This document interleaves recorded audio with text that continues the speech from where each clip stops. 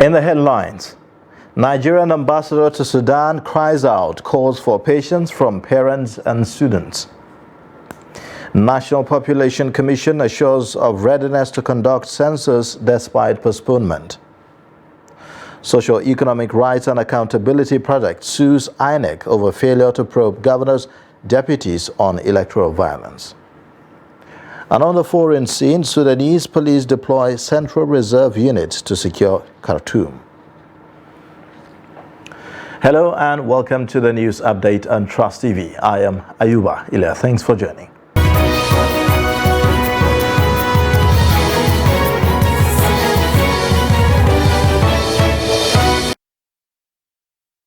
And now the details. The Nigerian ambassador to Sudan, Shafiu Olaniyan, has said that the embassy is waiting on the Ministry of Humanitarian Affairs and NEMA to perfect arrangements on buses conveying Nigerians to the Egyptian border town of Aswan. He clarified that the embassy in Khartoum was not in charge of the contract to hire buses to convey Nigerians to Egypt, but were only saddled with logistics and arrangements to put them on the buses. Similarly, the embassy is also waiting for clearance from the governments of Nigeria and Egypt to move the buses across the border. Ambassador Olaniyan, who sent a voice message through the Nigerian Diaspora Commission, explained that all necessary authorities had been contacted to facilitate the security clearance which is needed by those at the borders of Sudan to cross over to Egyptian borders. I'm reaching out to you at this point on the issue of the buses that is creating tension everywhere. I just want to let you know that the embassy is not in charge of the bus contracts. We have not received any money from anybody to hire buses. We are only arranging the logistics. Those who are arranging the buses are the Ministry of Humanitarian as well in Nigeria, as well as NEMA. So our own is to get the necessary instruction that this and this has been arranged, and that we should give instruction to the students to meet at so and so place. And that's, you are aware, we have been doing. The present arrangement that appeared to have broken down was also midwifed in Nigeria. We are in contact with them to correct whatever is not right with the contract, because students cannot continue to live on the street. I want to assure you that we are as vulnerable as you are, and we are not going to leave until all of you have been moved to safety and to Nigeria. I'm assuring you that everything that needs to be done is being done. And within a very short time, the issues will be resolved. With regard to those who are at the border of Egypt, the issue is for a security clearance to be issued for us, for the evacuees to be able to move across the Sudan border into the Egyptian border. All that need to be contacted in Nigeria are being contacted, for them to contact their counterparts in Egypt for this clearance to be issued. It is unfortunate it has not been issued, but be rest assured that within a very short time, all these things will become a thing of the past. The National Population Commission NPC says it is prepared for the 2023 population and housing census, which has been postponed by the federal government. The Director of Public Affairs of the Commission, Isiaka Yahaya, disclosed this while addressing journalists in Abuja. Kabir Lawal reports.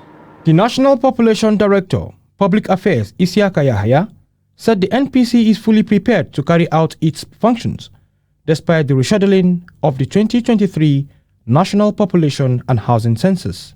Yahaya dispelled insinuation that it was because the Commission was not financially prepared to carry out its responsibility that led to the postponement, adding that federal government has right to postpone the exercise and fix a new date. The Director of Public Affairs attributed the postponement to the rescheduling of governorship elections. But the second point, it's also different from what is happening, the mood of the nation. Having conducted the election, we thought there would be, in fixing the census, the census after the election, we were just ready to move. So the issue of not being prepared is not a sort of it. Of course, you may say because we did not do the LGA training, maybe it means unprepared. Rather, the answer is no, because some of the thoughts that inform the postponement, were unfolding. Census Manager Abubakar Jalingo, who also confirmed the Commission's readiness, added that database has to be attached to the population to get the required number of the population. The National Population Commission is technically ready to implement the census. And I'm happy that you people are all familiar press to the Commission. You have followed our footprints to the process and to the methodological implementation of the census process. Has been functional, while personnel recruitment has been scrutinized. When you come to our preparedness in terms of internet connectivity and all this for the census, as I told you, we have the database of all network masts in this country. We know where they are physically located on ground in this country. We have collected the database of the coverage from all the telcos. The Commission has put in place complaint portals and platforms to make Commission get back to the drawing board by receiving feedback and taking necessary corrections where necessary before the headcount. Kabir Lawal, Trust TV News, Abuja. Meanwhile, residents of the Federal Capital Territory have been reacting to the federal government's postponement of the 2023 National Population and Housing Census, earlier scheduled for 3rd to 7th of May 2023. In this report, Kabir Lawal interacted with some residents and filing this report. This year's proposed National Population and Housing Census, to many, was one that was shrouded in controversies. Hence, the postponement by the federal government did not come as a surprise to many. However, others expressed displeasure with the shift, maintaining that the federal government should have done the needful for a successful conduct of the exercise. We are not okay because even the election they have been conducting in this country without the census to know the number of citizens in this country. How can you know the number of population? How will you even know the population in the country? So federal government came with the idea that they are going to conduct this census. It is welcome development. Suddenly they come up again that they are postponed definitely. Some residents attributed the postponement to the Nigerian way of doing things, saying they should have fixed a proper date that will give Nigerians confidence that the headcount will properly be done. This should be maybe they should be ready first before they put the dates. You understand? They should be ready that okay, this when we'll do something and it should be so. But they say they will do it, so people put their mind that okay, this when they will do this and they not do it again. So that cause they will not trust them again about anything they will say again. Residents advised government to avoid making the census come off like election that had reruns in some states due to inadequacies in the processes. Nigerians need to be counted to make us know how to grow economically. Since the headcount is of paramount importance to the country, there's the need for government to do the needful to make the exercise a success.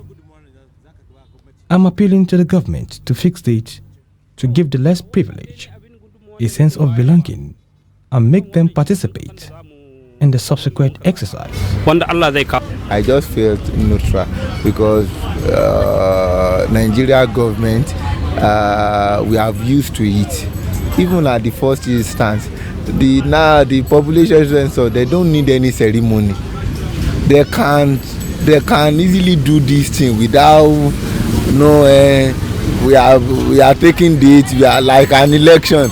So there is a way to conduct and to do all these things without even making it formal or making it difficult for people. They can easily. There are many processes. See the way these NIN, when they come to issue of NIN, when they come to issue of what is it called, BVN, there is a way to conduct all these things without even taking any stress.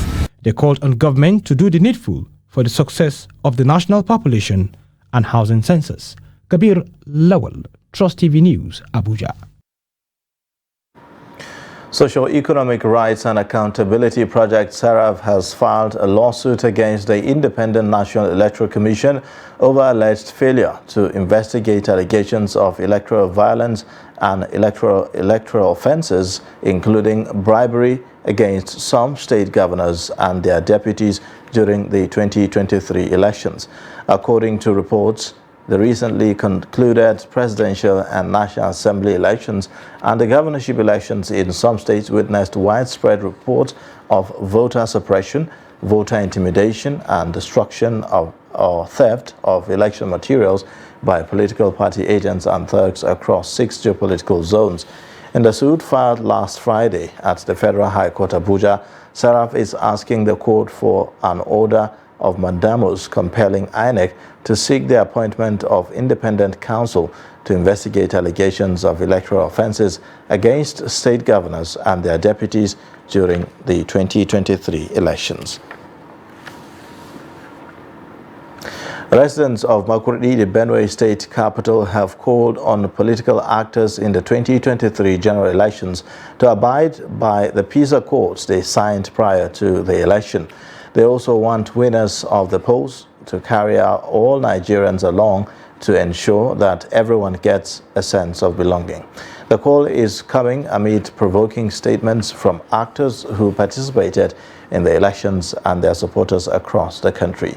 Jimmy Azande reports. With elections finally over and winners declared by the Independent National Electoral Commission (INEC), many had hoped that the vituperations from parties that characterized the poll will reduce to the barest minimum. However, weeks after the exercise, tensions are still high with accusations and counter-accusations from actors along the party lines.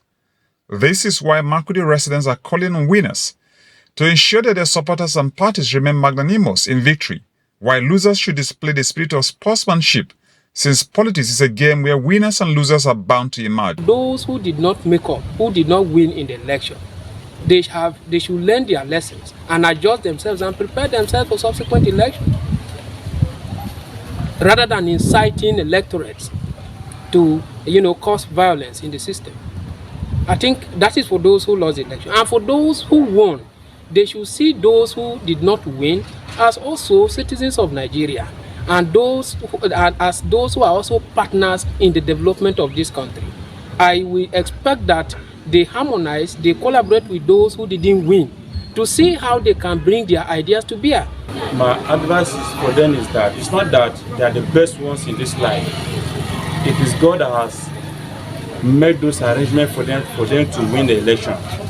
So it's giving them a lesson for them to stand and lead the people in such a way that everybody will be happy, because everybody expects that when you win the election, after that you have to bring back the good news.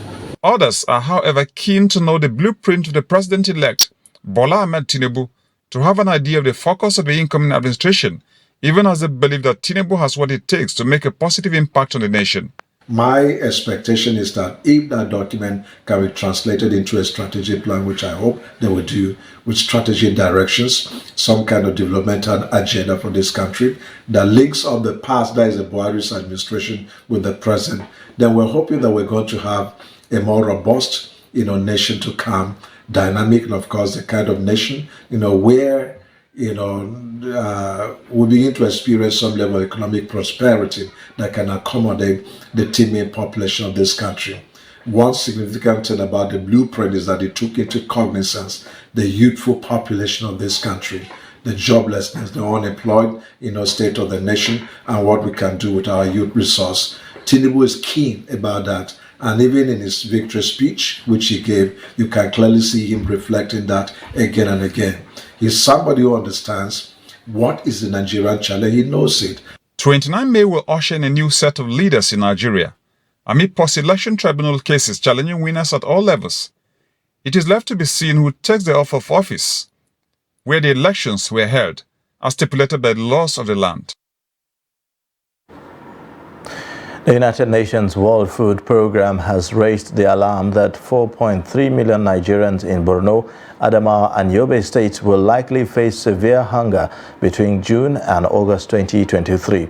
The WFP, which relied on the March Cadre Harmonize, a unified tool for the consensual analysis of acute food and nutrition insecurity in the Sahel and West Africa region, to make this projection, disclosed this in a statement at the weekend. WFP is concerned that years of armed conflict in northeast Nigeria is driving hunger and malnutrition, with millions in need of life-saving assistance and facing the risk of famine. According to the UN agency, the ongoing conflict has affected the nutrition status of children on several fronts, adding that 2 million children in northeast region are projected to suffer from acute malnutrition. WFP warned that the more people in need of urgent food assistance who go unassisted, the greater the risk of starvation and the death among the vulnerable people, and more people will be forced to resort to coping mechanisms such as survival sex, selling possessions and child labor. WFP said it requires $190 million over the next 6 months to provide life-saving food and nutrition assistance to the most vulnerable people. Now, last Saturday may remain a nightmare for staff of Kaduna Electric Distribution Company, KEDCO, in Birnin Kebbi, as soldiers in 2 vans invaded the head office of the electricity company and beat some of its staff that were on duty over alleged disconnection of electricity at Duku Barracks in Birnin Kebbi. Electricity consumers in Birnin Kebbi have been having issues with KEDCO over epileptic power supply in the state capital, particularly during the last Ramadan. Condemning the act, KEDCO head corporate communication Abdulaziz Abdullahi, in a statement made available to Daily Trust on Sunday, said that the military had never lodged any complaint regarding its services or any perceived grievances it might have had with the company before attacking its staff. A source at the barracks said that considering the precarious security situation in the country, particularly in the northern parts, KEDCO should have been a little bit more cautious before disconnecting a whole army formation. It says, quote and unquote, living an army formation like Duku Barracks, where enormous weapons are kept and stockpiled in darkness, is extremely dangerous and risky, the source said.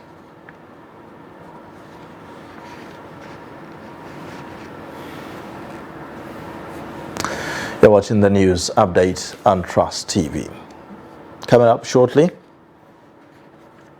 we'll take a look at the story of a 15-year-old internally displaced inventor.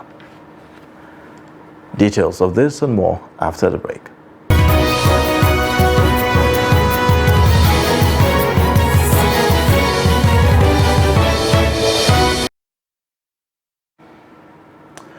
Welcome back. Now let's take a look at the top stories again. Nigerian ambassador to Sudan cries out, calls for patience from parents and students. National Population Commission assures of readiness to conduct census despite postponement. Now, an internally displaced child in Borno State says he wants to make life easier for his state and the country at large through engineering. He is Sadiq Alhaji Mala, a 15-year-old boy with exceptional abilities which enable him build lots of things with improvised materials. Bitrus Kuruzi takes a look at some of his works and now reports.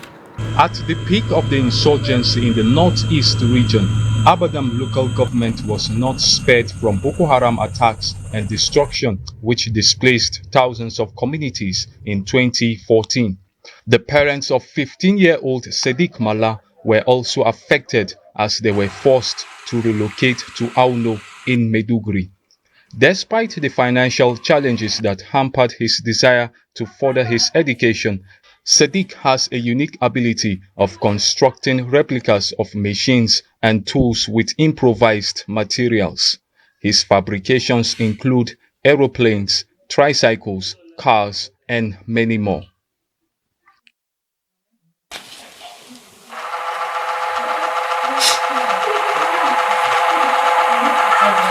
safe sai in ji abin ya zo min.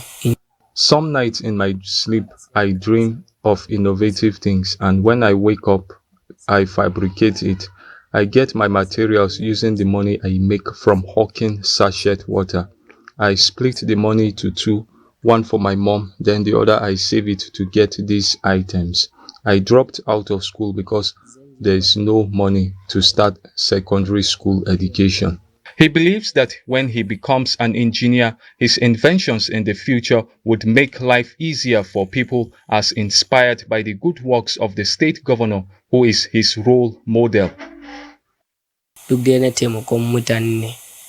I admire what the governor is doing in the state, helping people, especially those displaced. He is an engineer. I want to be one also.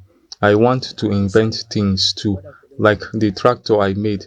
It's something to help local farmers and reduce manual farming. I want to invent things that will carry out difficult tasks. Sadiq's mother is seeking support from well-meaningful individuals to make her son's dream. When he started constructing prototypes of machines, I frowned at him because they are just toys. But when I saw them functioning like real things, I was surprised. It made me believe in his efforts. I really want him to further his education. Since we left the IDP camp, I've been into farming, but it's not enough to raise the money for his education, and I am not doing any business to support him and the family. Just as other kids of his age attend school every day, Sadiq Mala spends time fabricating something new to fuel his passion, with the hope that a day will come when his dreams will come to pass. Bitrus Kuruti, Trust TV News, Maiduguri. Stakeholders have called for improved animal welfare and health as a way of improving the general well-being of the society. They made the call in Yola while conducting free vaccination for dogs and cats as part of events marking the World Veterinary Day in the state. Salis Lawan reports. The World Veterinary Day is an annual event celebrated on the last Saturday of April to increase awareness on the importance of veterinarians in promoting animal health, welfare and public health. This year, the event fell on April 29, and animals, especially dogs and cats, received free vaccination against rabies.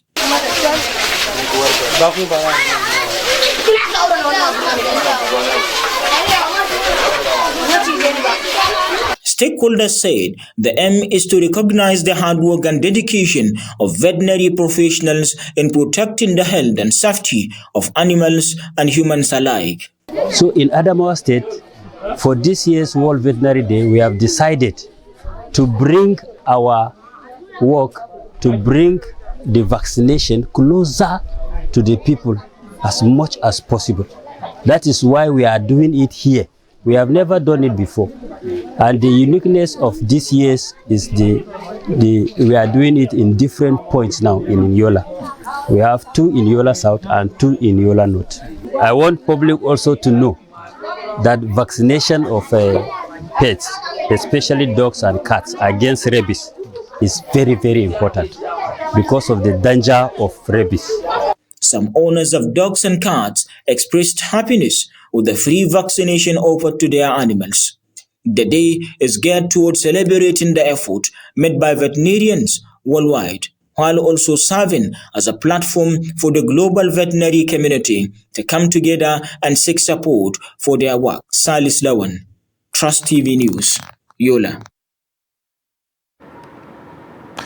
And on the foreign scene, the Sudanese police has deployed the Central Reserve Forces in the streets of the capital, Khartoum, to maintain security as fighting between Sudan's army and the paramilitary Rapid Support Forces entered a 3rd week.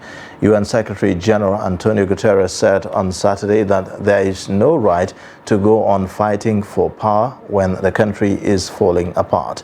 Local authorities in Khartoum have put civil servants on open-ended leave due to the security situation, though the majority of the residents have already been hiding at home since the fighting broke out. Heavy fighting again rocked Sudan's capital on Sunday as tens of thousands fled the bloody turmoil and army forces clashed with paramilitaries for a third week despite the latest ceasefire, which was formally set to expire at the end of the day. The flow of buses to Karkara station south of Aswan in southern Egypt has slowly resumed, with 4 buses arriving from Halfa. And in sports news, the Nigeria Football Federation has concluded arrangements to install video assistant referee in regional stadiums in the country as plans are on the way to train and retrain referees to achieve the purpose. The president of the federation, Malam Ibrahim Gusau, stated this in Ilorin at the National Elective Delegates Conference of the Nigeria Referees Association. Gusau, represented by an NFF official, Malam Muhammad Aminu, charged the incoming leadership of the association to come up with development plans to forecast, organize, and ensure the future of Nigeria referees are properly nurtured and watered towards the growth of the game, while reiterating the unflinching support of the NFF to NRA in their quest to change the face of football in the country. Gusau said that the installation of VAR is to the growth and development of football. And that's it for the news update. You can watch more via all our social media platforms and also on our YouTube live stream. I am Ayuba Ila. Thanks for watching. Bye for now.